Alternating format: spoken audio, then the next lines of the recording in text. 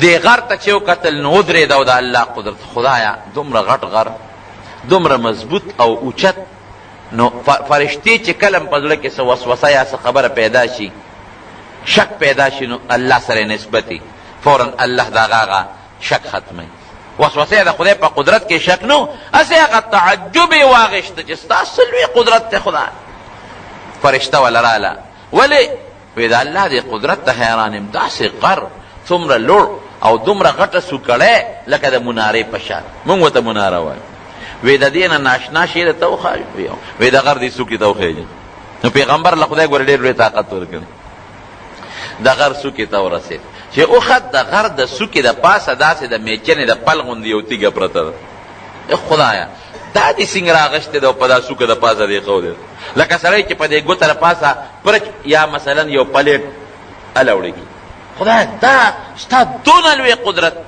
دا څنګه راغشتې شوې ده او په دا څوکه پرته ده فرشته ورته وي دې نه ناشنا شی راته وښایو وی لږه خوښ د هغه غر میدان ته یې کړ زلزله راله په دې غر باندې چې زلزله راله نو هغه کومه تیږه چې د غر په سر الاوړې وې ځان د پرته واتې پرېوته چې پرېوته وی ورشه اوس هغه غر ته لږ سر ورتاکه چې ورغې عیسی علیه السلام او غر ته سر ورتاکه انسان پکې ولاړ دی په هغه څوکه کې په هغه غار دی پکې د برنه او په هغې کې یو سړی ولاړ دی حیران شو فرشته وله راله او که دا لا څوک دی او دې سړي ته په هغه غر کې خشته ښکلې رڼا ده په هغه غار کې مزېدار او ورته کوزه پرته ده د اوبو خشته ډکه او د انګورو غونچک هم ورته پروت دی او دا سړی په منځه ولاړ دی مونځ کوي دی لا حیران شو چې خدایه دا سړی دې غار ته دې څنګه راوستی دی او په دې غار کې دا رڼا پکې د کوم ځای نه راله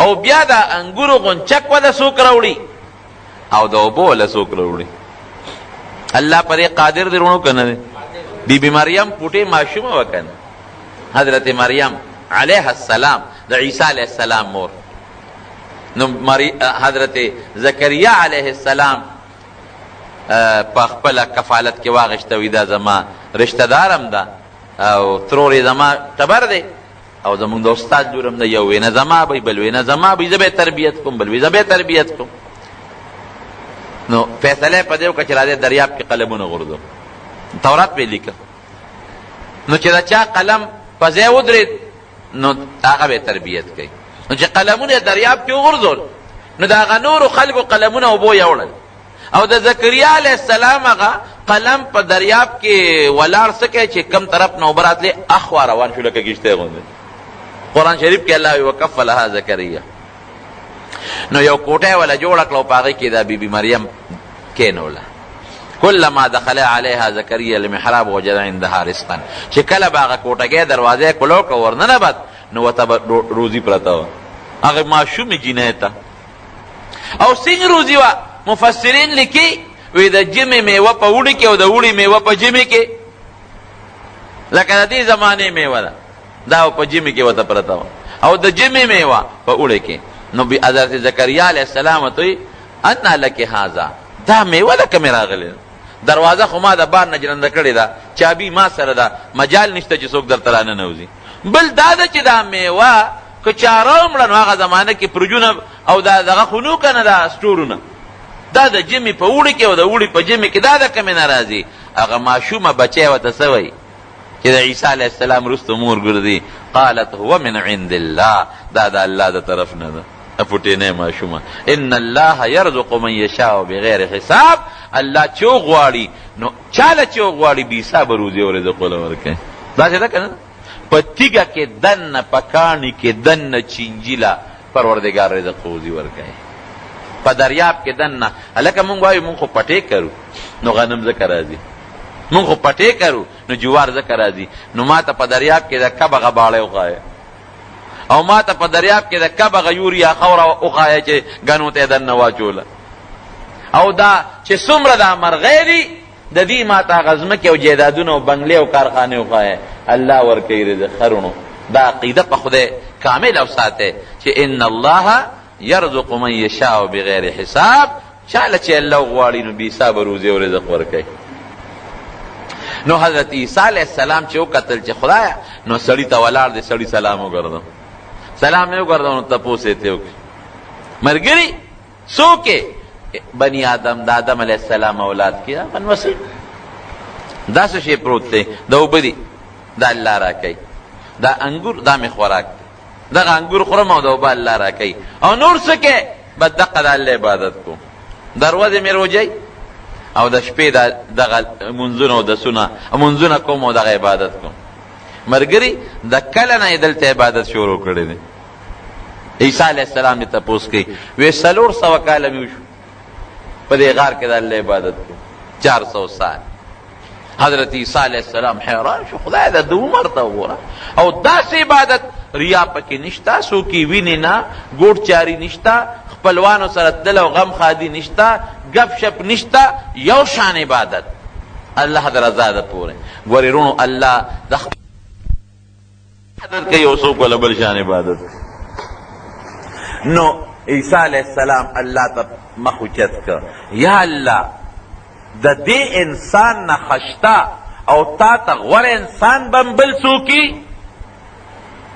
داسې عبادت وی او یو کس شته د دنه ما ته په عبادت کې زیات نږدې دی، اسوک دی الله راته وښایه چې ورپسې لاړ شم.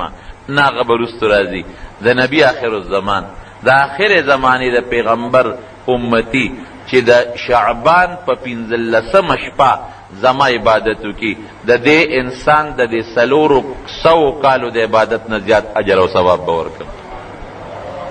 دا د الله رحم دی که نه؟ په خدای یقین کوه، زه کله حیران شم چې خدای ستاسو نه رحم دی، مونږ د نه څه واخیسته.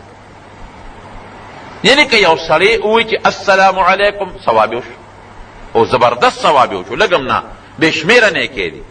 او که بل ورته ووایي چې وعلیکم السلام هغه هم ثواب وشو. که دی وایي چې السلام علیکم او وایي وعلیکم السلام ورحمت الله ډبل ثواب یې وشو. که دی وایي السلام علیکم ورحمت الله زیات کړي ډبل ثواب وشو. که هغه وایي چې وعلیکم السلام ورحمت الله وبرکاته د 3 چنده زیات ثواب وشو. که پرنجه وکړي انټوشي وکړي نو خو انسان د خامخا انټوشي کوي که نه؟ دې رس خو چا په مدرسه کې ټریننګ نه دی کړی، دا خو طبیعي چیز دی. او دی وی الحمدلله بیا ثواب وشو. ابل چې ووري يرحمک الله باندې خو جبه نه ستړي کېږي، هغه له په الله اجر او ثواب ورکوي. په دې لاره کې یو غنه پرته ده او هغه دې اوچته کړه چې مسلمان ته تکلیف نه، په دې هم خدای اجر او ثواب درکوي. د خدای رحمتونه مور ته کور ته ننوتې او مور ته په خوشحاله نظر وکتل، الله ثواب درکوي. پلار ته په خوشحاله نظر وکتل، الله ثواب درکوي. څومره ثواب! نو چې مور او پلار ته په خوشحاله نظر وکتل چې ته ورته مسکې شي او هغه مور او پلار هم ځان ته مسکي کې، د قبول شوي حج برابر ثواب درکوي. حج په 2 لک روپۍ نن سبا نه کېږي. نو تپوس کېږي د حضور پاک مبارک نه صاحب دا که څوک زیات ورننوځي 100 ځله ورغي 200 ځله کور ته ورغي او دقسې په خوشحاله نظر. بخاری کی حدیث ہے، د ترمذی شریف کی حدیث، ترمذی کی حوالہ میں درکړه او مشکات کې مشتا ورمایي وتا وی دا خو سل نه چې زر کرتا الله رحمت دی نه زیات ته وته ګوره په خوشحاله نظر الله داغه نه زیات ثواب درکړي. د خدای سونه رحمتونه دي. معشوم دی اوچت کا او په سر دی ولا لاس کې خود اجر درکړي، مشر تر بالغ کې خود ثواب درکړي، مشر د مټه دیونه وا بابا راځه سوزه کی تاریخ یجوم الله ثواب درکړي. د استاد قدر دیو کو الله ثواب درکړي. جمعه ته خیخ پر دن نکړه ثواب درکړي، غسر اعتبار وې ثواب درکړي. قران شریف د خپل کا پاغه الله ثواب درکړي. یعنی داسې الله پاک او اصل جبل قوا الله الله کوا درود شریف وایا کمپیوټر د ثواب دی چالو دی. دومره د خدای رحم. یو سکند کته چې زما دي سریرش غنټه په ثواب کې تیری شنو الله گواه دی چې خدای پاک در دام درکړي. او زه دې مثال در کوم، وې د شپې خو بزودي منظمه ثواب بسنګ کېږي. حضور پاک مبارک فرمایي چې د شپې د کېږي او د سوکا او چې او دسته وکړه نو لا اله الا الله شروع کا نو چې خوب درغه کنه او پدې کې ود شوي نو تر پاسې دو پورستا دا ټول وختونه په ثواب کې تیر شو. او که په دغه شپه کې مړ شوي نو الله به د شهیدانو په سب کې پاسي. اوس وسره سکه دا اوس خدای پاک مونږ له باندې لټای کنه لټای په معمولی غوندې خبره. ښه یاره دا هم راته ګرانه ده، دا بسنګ کېږي، دا خو د شپې ثواب شو، خو د ورځې بسنګ کېږي. وی ښه نو داسې کوه چې د هر مانځه نه پس آیت الکرسي وایه، هر منځ چې دی وکړه ورپسې آیت الکرسي وایه. ښه نو چې کله وده کېږي بیا آیت الکرسي وایه، نو ستا ټول ټیم په ثوابونو کې لګیا دی لیکلی کېږي. ښه په یو موقع کې فرمایي وی مانځه پسې 33 کرته سبحان الله، 33 کرته الحمدلله او 34 کرته الله اکبر وایه. څو شروع سل شو کنه. منځونه څو دي؟ 15 دي. منځونه څو دي؟ 15. نو سوچو 1500 شو، 1500 شو. نو چې 1500 دا شو او د شپې وده کېږي او سل کرته وایي، نو 600 شو کنه. نو 600 په لسو کې ووهه د یو نیکۍ ثواب چې دی نو هغه یو په لس دی. نو چې 600 د په لسو کې څو شو؟ 6,000 شو کنه. نو حضور پاک فرمایي وي تاسو کې څوک دی چې دروازې 6,000 ګناهونه کړي؟ د 6,000 ګناهونو ذمہ دار خدا شو. څوک داسې شته چې 6,000 ګناهونه کړي؟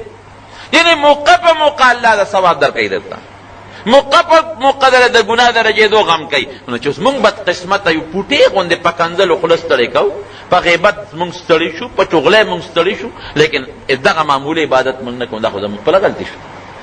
نو جناب وی د دې سړي چې کوم د شعبان په 15مه شپه پاڅېده او رب العالمین ته عبادت وکړه، د هغه انسان د هغه یوې شپې عبادت د دې سړي د 400 کالو د عبادت نه بهتر دی. او د هغه سړي عبادت څومره مزیدار واله عبادت